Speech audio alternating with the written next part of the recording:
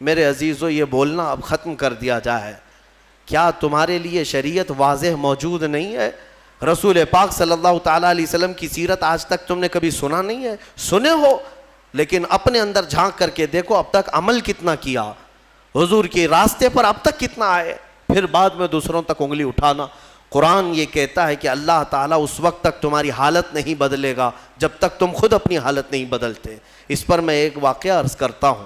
Baghdad مقدس میں ایک بڑے بزرگ تھے محمد جام رضی اللہ تعالیٰ عنہ، بڑے پائے کے بزرگ ہیں، صاحب کرامت بزرگ گزرے ہیں. یہ وہ دور تھا جب ہلاکو بادشاہ پوری دنیا میں اپنی درندگی پھیلا چکا تھا، جہاں جاتا تھا قتل عام کرتا تھا، یکے بعد دیگرے وہ ملک فتح کر رہا تھا، لاشوں کے انبار لگا رہا تھا. اس کی کرسی تو لوگوں کی لاشوں پر ہی لگتی تھی. ہلاکو نام سنا ہوگا آپ نے، بڑا ظالم بادشاہ. اور یہ جنگ کرتے کرتے جب اس کا ٹارگٹ بغداد ہو گیا، بغداد اس وقت مرکز اسلام کہلاتا تھا، علماء دین وہاں پر کثرت سے ہوا کرتے تھے، علم کی بڑی بڑی درسگاہیں وہاں پر موجود تھی، دانشور وہاں موجود تھے، صوفیہ موجود تھے. تو بغداد میں بڑی بڑی پرانی تاریخی کتابیں موجود تھیں. بغداد کو اس نے ٹارگٹ بنایا. سنیے، بغداد کو جب ٹارگٹ بنا کر اپنی فوج لے کر وہ بغداد پر چڑھائی کرنے کے لیے نکلا تو بغداد سے کافی فاصلے پر پڑاؤ کیا، ابھی کافی دور تھا، اور اس نے اپنے 2 سپاہیوں کو بھیجا کہ بغداد کا معائنہ کر کے آؤ، دیکھ آؤ لوکیشن کیا کیسا ہے. تو اس کے سپاہی جب بغداد کے لیے نکلے تو لوگوں میں ہلچل مچ گئی، بہت سنسنی پھیل گئی کہ ہلاکو قریب آ چکا ہے اور بغداد کو تباہ کرنے والا ہے. کیونکہ سب تباہیاں انہوں نے دیکھ لی تھی، ہلاکو نے کیا کون سے شہر برباد کیے، کتنوں کا قتل عام کیا، وہ سب کو پتا تھا. تو بغداد کے اکثر لوگ دوڑے دوڑے حضرت محمد جام کے پاس آئے، کہا کہ آپ ہمارے رہبر ہیں، آپ ہمارے رہنما ہیں، اللہ والے ہیں، ہمیں بچا لیں، آپ دعا کریں. ہلاکو جیسا ظالم بغداد پر ٹوٹ پڑا ہے. وہ اس وقت بیٹھے ہوئے تھے، ان کے ہاتھ میں کھٹوری تھی. آپ نے وہ کھٹوری کو یوں پلٹ دیا اور کہا جاؤ اللہ حفاظت فرمائے، اللہ حفاظت فرمائے. لوگ چلے گئے. اللہ والوں کو اللہ تعالیٰ نے یہ اختیار دیا ہے، تصرف دیا ہے، اور ان کی اداؤں کو اللہ قبول بھی کرتا ہے. ہوا یہ کہ ہلاکو کے دونوں سپاہی پورے راستے بھر چھان مارتے رہے، ان کو بغداد نظر ہی نہیں آیا. وہ ڈھونڈتے رہ گئے، ان کو صرف میدان ہی میدان دکھتا تھا، کہیں بغداد دکھتا ہی نہیں تھا. وہ واپس لوٹے اور بادشاہ سے کہا کہ بغداد تو ہے ہی نہیں قریب، کہیں پر کوئی شہر ہی نہیں ہے، صرف اور صرف چٹیل میدان ہے. تو ہلاکو کو اتنا غصہ آیا ان کی بات پر کہ یہ جھوٹ بول رہے ہیں. دونوں کو اس نے قتل کر دیا. کہا جھوٹ بول رہے ہو تم، بغداد کے بالکل ہم قریب آئے ہوئے. دوسرے دن بغداد کو اپنے خاص 2 وزیروں کو بھیجا، کہا جاؤ تم دیکھ کر کے آؤ، عام سپاہیوں پر بھروسہ نہیں ہے. اپنے معتمد 2 وزیروں کو بھیجا. وہ جب آئے، دوسرا دن تھا، تو پھر لوگوں کو خبر چلی کہ آج ہلاکو کے 2 جاسوس اس کے مخصوص وزیر آ رہے ہیں. پھر دوڑے دوڑے حضرت محمد جام کے پاس آئے اور ان سے سفارش کرنے لگے کہ حضور آج وہ اپنے مخصوص جاسوسوں کو بھیج رہا ہے اور وہ بغداد کے قریب آئے ہیں، ہماری بیویاں بیوہ ہو جائیں گی، بچے یتیم ہو جائیں گے، بچا لیں، اللہ کا واسطہ دیتے ہیں. حضرت محمد جام نے آج پھر کھٹوری اٹھائی، پلٹ دیا، کہا جاؤ اللہ حفاظت فرمائے. چلے گئے. وہ 2 وزیر بھی گھوم پھر کر کے گئے، انہیں بھی بغداد نظر نہیں آیا، صرف چٹیل میدان. اللہ والے اپنے کوزے سے جسے چاہے چھپا لے. واپس وہ شام کو لوٹے، ہلاکو کے پاس کہے سچ کہہ رہے تھے وہ دونوں سپاہی، ہمیں بھی بغداد نظر نہیں آیا، ہم غلط راستے پر تو نہیں آئے. بادشاہ کو اب غصہ بھی تھا اور تجسس بھی بڑھ گیا کہ ایسا کیسے ہو سکتا ہے. اس نے کہا اب معائنے کی ضرورت نہیں، مجھے یہاں سے بغداد کی روشنی نظر آ رہی ہے اور تم کو قریب سے بغداد کیوں نہیں نظر آیا. تو پھر تیسرے دن اس نے فوج کی تیاری کر لی کہ نہیں اب معائنے کی ضرورت نہیں، ساری فوج ہی چل پڑے، میرے ساتھ ساتھ چلو اور حملہ ایک ساتھ کیا جائے گا بغداد پر. تیسرے دن صفیں لگ گئیں، ہلاکو اس کی سپہ سالاری کر رہا، سربراہی کر رہا تھا، اور جب بغداد کی طرف وہ طبل بجاتے ہوئے، نقارے بجاتے ہوئے نکلے، اب پھر بغداد والوں میں سراسیمگی پھیل گئی۔ اب یہاں پر دوڑ بھاگ، سارے ادھر ادھر کھلبلی مچ گئی۔ پھر دوڑے دوڑے حضرت محمد جام کے پاس آئے، مومنین کا ایک بڑا مجمع آیا، سب رونے لگے، کہا کہ حضور بچا لیں بغداد کو، یہاں امانتیں ہیں بزرگوں کی، یہاں مسلمانوں کا مرکز ہے، بچا لیں۔ حضرت محمد جام تیسرے دن ان کے ہاتھ میں کھٹوری تھی، وہ پلٹ رہے تھے، غیب سے ندا آئی کہ اے میرے بندے اب رک جاؤ، اب رک جاؤ، کب تک تم انہیں اس طرح سے بچاتے رہو گے؟ انہوں نے اب تک اپنی حالت نہیں بدلی، ان کو اپنی حالت پر چھوڑ دو۔ حضرت محمد جام کو حکم ہوا، غیب سے ندا آئی، انہوں نے وہ کھٹوری چھوڑ دی، نہیں پلٹا۔ پھر اس کے بعد ہوا یہ کہ ہلاکو بغداد میں داخل ہو ہی گیا اپنی فوج کو لے کر، اور ایسی تباہی مچائی، ایسی تباہی، اللہ کی پناہ، 1 مہینے تک بغداد میں صرف چیخ ہی چیخ تھی، آوازیں ہی آوازیں تھیں، جس طرف سے گزرتے لاشوں کا انبار تھا، گھر بار جلائے جا چکے تھے، اسلامی ذخیرہ جو لائبریریاں تھیں وہ جلا کر راکھ کر دی گئیں، دریائے دجلہ کا پانی پورا خون سے لال ہو گیا تھا، اور گھوڑے دوڑتے تھے بغداد کی گلیوں میں تو مسلمانوں کے خون سے گھوڑوں کے ٹاپ بھیگ جاتے تھے، اتنا قتل عام کیا، مسجدیں تخت و طاقت و تاراج ہو گئیں، وہاں کی بلند و بالا پرشکو عمارتیں تباہ و برباد کر دی گئیں، علماء کو قیدی بنایا گیا، نہ جانے کتنی تباہی ہوئی، اس کا بیان کرنا بیان سے باہر ہے۔ میرے عزیزو، یہ تباہی تاریخ کی داستان بن گئی، آج بھی تاریخ اٹھاؤ گے تو ہلاکو کے بغداد کی تباہی کی داستانیں تمہیں بہت جلی حرفوں میں نظر آئیں گی، لیکن کہنا یہ چاہتا ہوں کہ اس تاریخ میں چھپا ہوا یہ واقعہ ہمیں جھنجھوڑتا ہے۔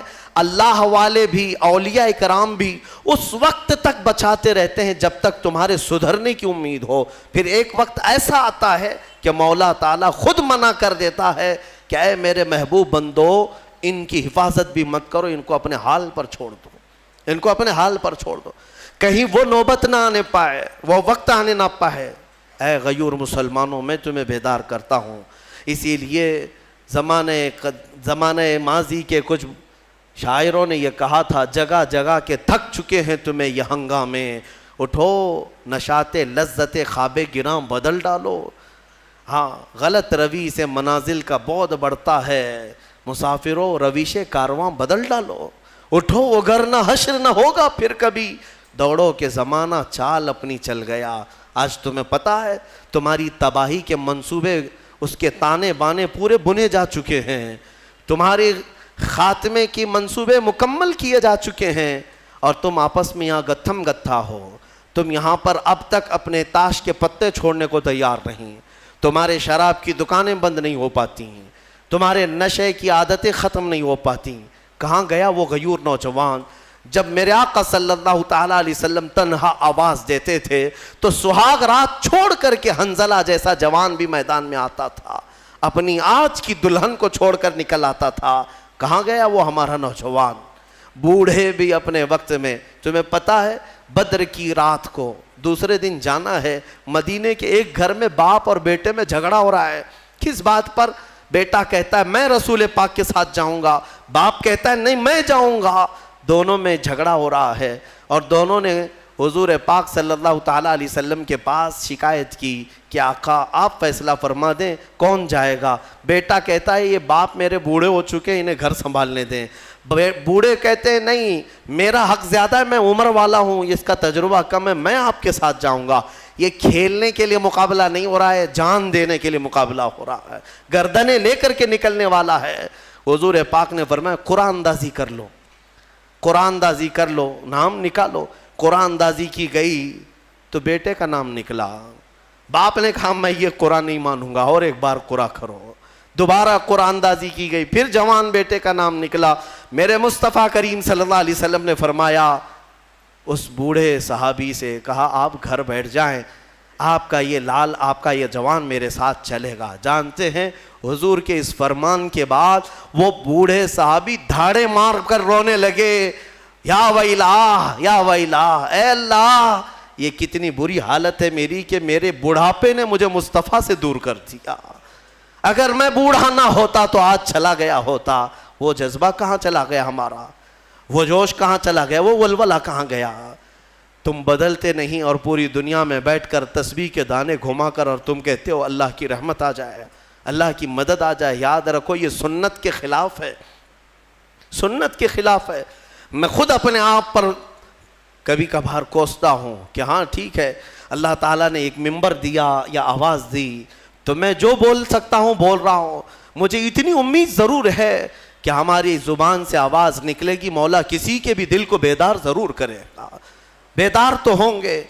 لیکن ساتھ میں مجھے اس بات کا افسوس ہوتا ہے کہ آج ہمارے حالات ایسے ہیں کہ کمرے میں بیٹھ کر ڈسکس کر رہے ہیں، واٹس ایپ پر بیٹھ کر چیٹنگ کر رہے ہیں، ایک جگہ کی دوسرے جگہ کی ویڈیو وائرل کرتے ہیں کہ دیکھو فلاں جگہ ایسی آتنک مچائی جا رہی ہے، ایسے کیا جا رہا ہے۔ یہ سارا کا سارا انتظام تو تم واٹس ایپ پہ کر رہے ہو، تمہاری ساری تیاری تو صرف فیس بک پہ ہے، باقی باہر نکلو تو دیکھو نہ چہرے سے تمہیں غلام مصطفیٰ کوئی کہنے کو تیار ہے، نہ تمہارے لباس سے کوئی تمہیں غلام مصطفیٰ کہنے کو تیار ہے، نہ تمہاری زبان سے، نہ تمہارے اخلاق سے، نہ تمہارے معاملات سے۔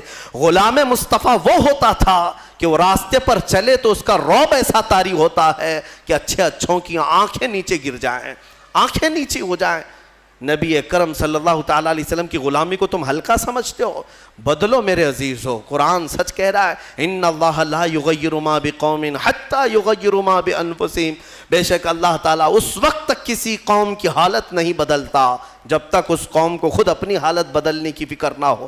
اسی لیے اقبال نے کہا تھا، قوت فکر و عمل پہلے فنا ہوتی ہے، پھر کسی قوم کی شوکت پہ زوال آتا ہے، پھر کسی قوم کی شوکت پہ زوال آتا ہے۔ ہماری شوکت، ہماری شان، ہماری بان پر جو آج زوال آیا ہے، اس سے پہلے ہمارے سوچ و بچار اور ہمارے عمل کی قوت فنا ہو گئی ہے۔ ہاں سب کچھ ختم کر کے اب ہم یہ زوال کے دن دیکھ رہے ہیں۔ بہت تیزی سے دن بدلے ہیں میرے عزیزو، ہماری آنکھوں کے سامنے بدلے ہیں۔ میں یہ نہیں کہہ رہا بدل رہے ہیں، بدل چکے ہیں۔ آج سے صرف 10 سال پہلے جاؤ، آج سے صرف 5 سال پیچھے بھی جاؤ، جو حالات تھے وہ آج بہت تیزی سے بدل چکے ہیں، اور پھر اگلے جو آئیں گے اتنے عرصہ بھی تمہیں مہلت نہیں دی جائے گی۔ دشمن گھات لگا کر اپنی کمین گاہوں سے تمہاری طاق میں ہے۔